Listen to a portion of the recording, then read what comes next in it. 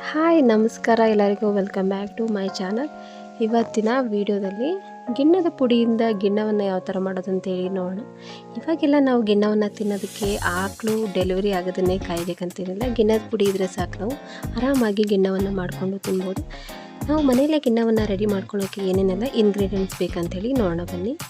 ಅರ್ಧ ಲೀಟರ್ನಷ್ಟು ಹಸಿ ಹಾಲನ್ನು ತೊಗೋಬೇಕಾಗತ್ತೆ. ಅದ್ರ ಜೊತೆಗೆ ನಾವು 100 ಗ್ರಾಮ್ನಷ್ಟು ಗಿಣ್ಣದ ಪೌಡರ್ನ ತೊಗೋಬೇಕಾಗತ್ತೆ. ಇದು ಮಾಲ್ಗಳಲ್ಲಿ ಅಥವಾ ಅಂಗಡಿಗಳಲ್ಲಿ ಕೂಡ ಸಿಗುತ್ತೆ. ಹಾಗೆ ಅದ್ರ ಜೊತೆಗೆ 150 ಗ್ರಾಮ್ನಷ್ಟು ಬೆಲ್ಲವನ್ನು ನಾನು ಪುಡಿ ಮಾಡಿ ಇಟ್ಕೊಂಡಿದ್ದೀನಿ.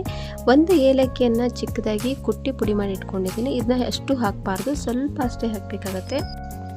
ಇವನ್ನೆಲ್ಲ ಈಗ ಕಲಸೋಣ. ಅದಕ್ಕೆ ಒಂದು ದೊಡ್ಡ ಬೌಲ್ನ ತೊಗೊತಾ ಇದ್ದೀನಿ. ಇದರಲ್ಲಿ ಫಸ್ಟಿಗೆ ನಾನು ಗಿಣ್ಣದ ಪೌಡ್ರನ್ನ ಹಾಕ್ಕೊತಾ ಇದ್ದೀನಿ. ಒಂದು ಚಿಟಕಿಯಷ್ಟೇ ನಾವು ಏಲಕ್ಕಿ ಪುಡಿನ ಹಾಕೋಬೇಕಾಗತ್ತೆ, ಬಹಳ ಹಾಕಬಾರ್ದು. ಯಾಕಂದರೆ ಗಿಣ್ಣದ ಫ್ರೇಗ್ರೆನ್ಸ್ ಬರಬೇಕಲ್ಲ ನಮಗೆ. ಸೊ ಹಾಗಾಗಿ ಏಲಕ್ಕಿಯನ್ನು ಹೆಸರಿಗಷ್ಟೇ ಹಾಕೋಬೇಕಾಗತ್ತೆ. ಬೆಲ್ಲನೂ ಕೂಡ ಚೆನ್ನಾಗಿ ತುರಿದಿಟ್ಕೊಂಡಿದ್ದೀನಿ, ಅದನ್ನು ಕೂಡ ಈಗ ಸೇರಿಸ್ಕೊತಾ ಇದ್ದೀನಿ.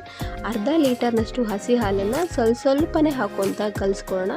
ಸ್ವಲ್ಪ ಬೆಲ್ಲ ಕರಗಲಿ, ಆಮೇಲೆ ಮಿಕ್ಕಿರುವಂಥ ಹಾಲನ್ನು ಕೂಡ ಚೆನ್ನಾಗಿ ಹಾಕೋಣ, ಆಯಿತಾ.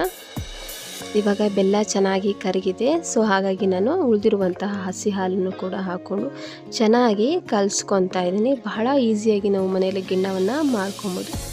3 ಐಟಮ್ ಇದ್ದರೆ ಸಾಕು. ಇವಾಗ ಬೆಲ್ಲ ಎಲ್ಲೂ ಕೂಡ ಉಳಿದಿಲ್ಲ, ಅದನ್ನು ಚೆಕ್ ಮಾಡಿದ್ದನ್ನು ಇವಾಗ ಚೆನ್ನಾಗಿ ಕಲಿಸ್ಕೊತಾ ಇದ್ದೀನಿ.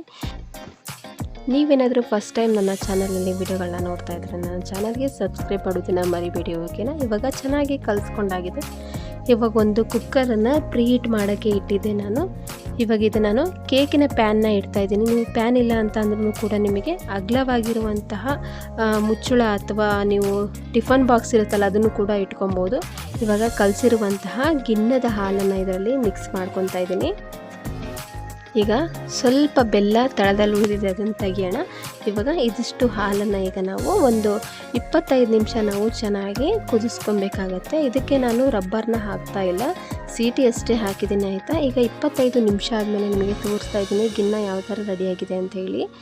ಕೇಕ್ ಥರ ನಿಮಗೆ ಕಾಣಿಸ್ತಾ ಇದೆ ಅಲ್ವಾ. ಈಗ ಗಿಣ್ಣ ರೆಡಿಯಾಗಿದೆ ಪರ್ಫೆಕ್ಟಾಗಿ. ಸ್ವಲ್ಪ ಮೇಲ್ಗಡೆ ನೀರಿನ ರಸ ಇದೆ, ಆಯಿತಾ. ಇದನ್ನು ಕೂಡ ಚೆನ್ನಾಗಿ ಗಟ್ಟಿಯಾಗಲಿ ಅಂತೇಳಿ ಫ್ರಿಜ್ಜಲ್ಲಿ ಒಂದು 15 ನಿಮಿಷ ಇಡೋಣ.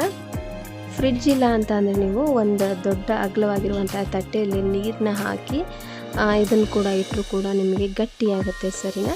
ಇವಾಗ ಇದನ್ನು ನಾವು ಪೀಸಾಗಿ ಕಟ್ ಮಾಡ್ಕೊಳ್ಳೋಣ. ಈಗಿನ ಮಕ್ಕಳಿಗೆ ಗಿಣ್ಣ ಅಂದರೆ ಗೊತ್ತೇ ಇರೋದಿಲ್ಲ. ಈ ಥರ ಪೌಡ್ರುಗಳು ಸಿಕ್ಕಾಗ ನಾವು ಮನೇಲಿ ಈ ಥರ ಗಿಣ್ಣವನ್ನು ರೆಡಿ ಮಾಡಿಕೊಡೋದ್ರಿಂದ ಅವರಿಗೂ ಕೂಡ ತಿಂದಿರೋ ಟೇಸ್ಟು ನೆನಪುಳಿಯುತ್ತೆ. ಇವಾಗ ಈ ಥರ ಪರ್ಫೆಕ್ಟಾಗಿ ಗಿಣ್ಣವನ್ನು ಕಟ್ ಮಾಡಿಕೊಂಡು ಸರ್ವಿಂಗ್ ಬೌಲಿಗೆ ತೆಗಿತಾ ಇದ್ದೀನಿ. ಈ ವಿಡಿಯೋವನ್ನು ನೋಡಿದ ತಕ್ಷಣ ನೀವು ಕೂಡ ಮನೆಯಲ್ಲಿ ಸೇಮ್ ರೆಸಿಪಿನ ಟ್ರೈ ಮಾಡಿ ನನಗೆ ರೆಸಿಪಿ ಯಾವ ಥರ ಬಂದಿತ್ತು ಅಂಥೇಳಿ ಕಾಮೆಂಟ್ ಮಾಡಿ, ಓಕೆನಾ. ಐ ಹೋಪ್ ಇವತ್ತಿನ ವಿಡಿಯೋ ನಿಮಗೆಲ್ಲರಿಗೂ ಕೂಡ ತುಂಬ ಇಷ್ಟ ಆಗಿದೆ ಅಂತ ಅಂದ್ಕೊತಾ ಇದ್ದೀನಿ. ತಪ್ಪದೇನೆ ಈ ರೆಸಿಪಿನ ನೀವು ಮನೇಲಿ ಟ್ರೈ ಮಾಡಿ. Thanks for watching my video. Thank you.